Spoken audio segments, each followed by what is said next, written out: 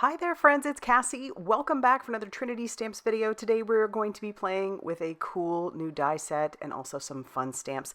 This is the brand new Stuffies stamp set. So cute with all these little critters that you can color up to look like they're little stuffed animals, and then all the fun sentiments that go along with that.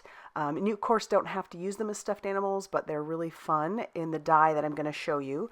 But yes, I love this cute little set.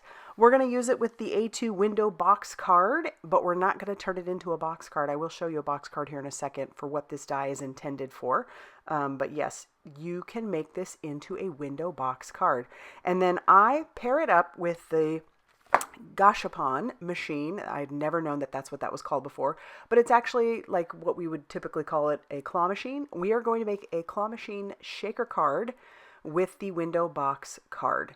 So let me show you a window box. I did this with a Gashapon machine as well, along with that stamp set, and I used little bunnies in there. But look, it goes flat, fits in an A2 sized envelope, and then it can pop out to be a 3D box. And they're so fun to make. You're going to get addicted. But I did want to show you another way that you can use this. So let's get started with our stamping. I want to do a bunch of little dinosaurs. I'm trying to make this a little bit more of a neutral card, a little less feminine, maybe more masculine, but I mean, it could go neutral, it could go either way. So I'm stamping out a bunch of the little dinosaurs, and I'm going to color them all different colors. I do bring in 2 colors for each one. I use a lighter green for this one. I color 2 of them this color green, 2 of them yellow. I get an orange, a blue, a turquoise, a red, and a pink as well. And you can't really see the detail that I'm putting on there, so it's almost not necessary to add any of that extra if you don't want to. But I'm going to color those all up, and then I'm going to bring in the matching die, and we'll run this through our die cutting machine a bunch of different times, obviously, because we have so many little dinosaurs. And then we'll have all these little critters to go inside. I wish I'd have stamped out a few more. I thought I had enough, but I wanted to have a couple on the inside of the card, and I just didn't have enough. So we'll run that through. We've got all these fun little dinosaurs. We'll set those off to the side, and then let's die cut our window box. Again, not going to be a box, so I'm just going to cut one of these. If you were going to make it a box, you need 2. So I'm going to line this up on my piece of cardstock that measures 5.5 inches by 8.5 inches. And then I am only going to use this particular die in the center because I need that cut out. I'm not going to use the other one. It doesn't need to be cut out of the side. We're actually not going to use that part. So this is what one would look like. You would want a second one with no windows cut out of it, maybe just the side window. But we're going to cut that off. There's an embossed line. We're going to cut right along that, and this is all we need for the shaker card we're going to make today. To save a little time, I die cut out all the pieces that I needed from the Gashapon. I'm probably going to say it wrong a bunch of times. Die set. I'll use a piece of acetate because once again, this is going to be a shaker card. And we'll just put a little glue on the top and the bottom because this piece that I have was actually a scrap and it barely fits. It does fit, but it barely fits. I'm going to work with that. Normally, if you were doing a shaker, you'd want to make sure that everything was nice and secure on all the edges, but I am going to secure it with that light green box piece on the front. So I'm going to put some glue all around that, and we'll attach this to the front. And then we can start building up the rest of the front as we need it. All right, so again, I went ahead and die cut out all the pieces, and your packaging is going to look a little different than mine. I went ahead and printed out all the pieces that would be for the packaging. Your packaging will, like I said, look a little bit different. And then I'm going to put some glue on each of those pieces. Now, as you can see, I'm trying to follow the picture. I'm not going to use the scalloped edges. Like I said, I wanted this to be a little bit more neutral, a little less feminine. And so I went ahead and die cut out 3 of those long pieces, one for the top and the bottom. And then we're going to put one underneath, I don't know what you'd call this part of the machine. It's not a keyboard because there is one button and there's a joystick. So maybe it's the keyboard part, but I don't think we called it that back then. So I'm not sure. But that kind of looks really 3D right there, doesn't it? So I'll pull out all the pieces and then we'll talk about them as we're going to start putting them together. But you can follow along with your packaging and follow the instructions that way. So there is this outline of the joystick. I'm going to go ahead and put little dabs of glue on the back of the outline, and then I will grab the pieces as I need them. I die cut them out of red, I die cut them out of gray, and also some yellow. I wanted it to be 3 different colors, and so I'm using some reverse tweezers to put all of those pieces onto the back. And then we've got the top of our little joystick. And then when I flip that over, it's going to look really cool. That nice little outline piece. Then we can do the button. So I cut this out of black and some orange, and I'm going to put this bigger button piece down, but before I do that, I'm going to color it a little bit darker orange because I didn't die cut it out of 2 different oranges. I just did one, and I want them to have different colors. So the bigger piece is going to be darker, and the top piece is going to be lighter. It's going to give it more of a 3D look. And I'm using my pickup stick to make sure all those pieces are put into place. And then same sort of thing with the claw itself. I die cut most of those pieces out of some gray, and if I wanted one of them darker, I just used a marker. So we'll piece it together once again, following the packaging. That packaging is super important. So, and if you can't find what you're looking for all the time, or you need yours to be a little bit bigger, because sometimes my eyes don't always work, you can always go to the website and take a look.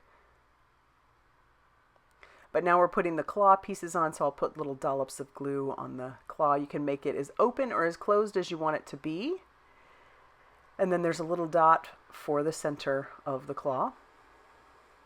And then we have this green piece. It's the light pink piece. That's going to go above our claw. And then you can even go a little bit further by taking this piece, and you can attach it as well. So I'm going to go ahead and do that, and then you can cut that down to whatever size you need it. You don't even have to use it if you don't want to. If you wanted the claw to be at the very top of the machine, you could do it that way too. So that's put together, and now we can put a couple of those. Our final piece for the front is the coin return. So I'm going to stack that on top of another piece of gray, and we'll go ahead and put that down on the machine. And then we'll put our button down,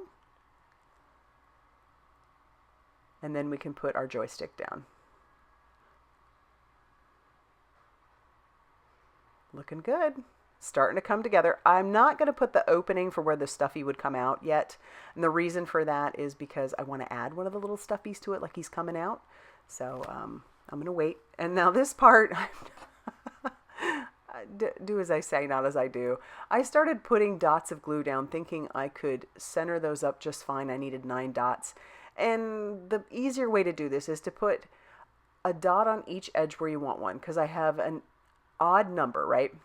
So if I use the outside edges and then I put one right in the center of that, and then I put 2 more in the center of those, and then I center up inside each of those, then you have a much better chance of keeping things fairly centered and spaced apart. So that would be my one little bit to you. I think the little dollops of glue are going to throw you off, but thankfully my white glue dries clear, so you can't tell. So I'm going to move those around, manipulate those a little bit. Another reason why I use liquid glue is because it gives me a little bit of wiggle room, and then I can give the illusion that those are mostly evened out. And those are the lights. I'm not done with those yet, but those are the lights. So for our background, I have a piece of mixed media cardstock. This is just some black, and I don't know if you remember or if you went to any place that was like this. I'm assuming you were, or that maybe you did. But I grew up in the late 80s, early 90s, and so the arcade that I went to, or the skate rink that I went to, had neon colors everywhere. That was just the thing. So I'm pulling out these neon solar pastes that are from Simon Hurley Create, putting tiny dollops on them on my glass mat and adding some water.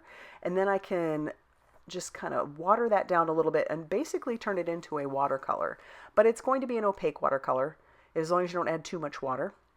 And I want to splatter that on the edges that will be exposed to make it look like the neon splatter that I remember being everywhere when I was a kid. Any arcade that I seemed to go to, or like I said, the skate park that I went to, it wasn't a park, it was an indoor skating rink, that I went to, there was always like neon splatter. That was the thing on the carpeting or the walls or whatever. It was just everywhere.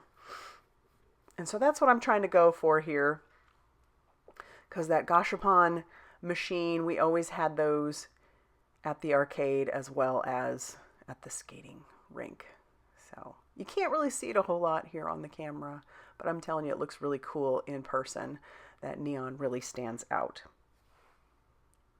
All right, we'll clean up our mess, and then I'm going to hit this with my heat tool so that we can move on to the next part. All right, everything is nice and dry, so now we can attach the part of so that's mirror card. I went ahead and cut that down to 2.5 inches by 2.5 inches, and you notice that I have it attached to my Gashapon machine using a bit of mint tape, and then I did put some rip and stick tape onto the mirror card, and then I pulled off the release paper and stuck that down. That was just an easier way for me to do that. I hope that made some sense. And then I do want to add one of the little stuffies to the inside of the claw. And then to determine where it's going to be, I wish I'd have put him a little bit higher, to be honest with you, but in the end I ended up making it a whole lot further down. It's fine. It still looks cute, but I wish I'd have put him up a little bit higher. We'll trim off the excess, and then we're going to start adding stuffies to the mirror card. And I may have to cut those down as I go. But before I do that, we'll go ahead and attach down the opening where you'd grab your stuffies, or whatever it is you're getting out of the machine. And then we'll stick this down to the front of the machine. Like, you just want a yellow one, now we're trying to get the green one. All right, and now, like I said, we'll start attaching down all the rest of our dinosaurs. And I'm going to attach them like they're upside down, all around, behind each other, in front of each other. I will have to trim some of them down because it'll go too far beyond the mirror card, and I only have so much room on the side of that machine, otherwise it'll show. And we'll use that one last little headpiece and stick it behind like he's poking out. All right, so now that part is ready. We're going to need some foam tape. So I'm using a 3mm foam tape. 2mm is just fine. 2mm is the normal type of foam tape, but I have 3mm, so that's why we're doing that. I almost forgot about this piece. Not that it needed it, but I'm going to go ahead and put it in there anyway. Gives it a more realistic look, I suppose. And then we're going to make sure that we have a nice well from edge to edge so that our shaker pieces don't fall out. I'll peel off all of that release paper. Before I stick it down, I need to put my shaker bits in there. And so I'm going to grab these radiant rings. This is new. I'll use a spoon to put a few of those down right over the mirror card. And then I can attach down my machine over the top of that. And then we have our shaker all ready to go. So fun.